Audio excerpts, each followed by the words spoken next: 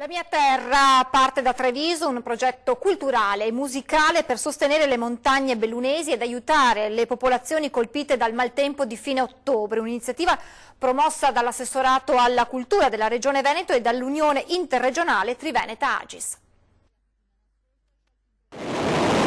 Musica e cultura per sostenere le popolazioni bellunesi colpite dal maltempo di fine ottobre. Da Treviso parte il progetto La mia terra. Si tratta di 2 concerti, il primo il 23 marzo al Teatro Mario del Monaco a Treviso e sabato 10 agosto nel suggestivo Bosco degli Artisti a Falcade. Sapere che la Regione, gli amici della Pianura Veneta si stanno attivando e ci stanno aiutando in ogni modo è veramente una cosa che allarga il cuore e che ci fa essere consapevoli di avere anche tanti amici che ci vogliono bene e che ci aiutano a sostenerci.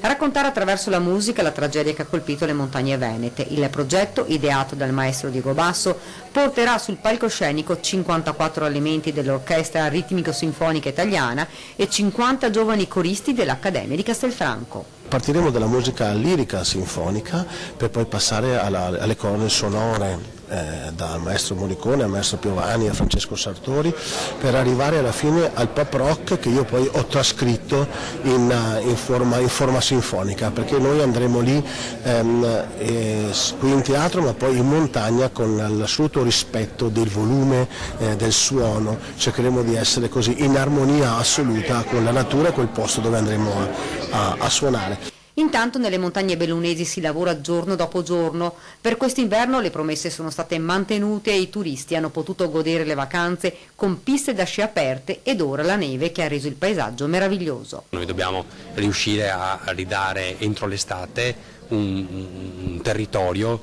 che sia bello, che vengano ripristinate tutte le strade silvopastorali, i sentieri turistici, per permettere appunto anche d'estate la fruizione da parte dei nostri turisti. Mi fa veramente piacere che parta dalla nostra città, dice il sindaco Mario Conte, un progetto che porterà la cultura sia a Treviso che nel cuore del disastro. Noi non ci dimentichiamo quello che è successo e vogliamo aiutare a far ripartire le popolazioni bellunesi. Gli appuntamenti dunque il 23 marzo al teatro alle 21 e a Falcade il 10 agosto alle 11:30.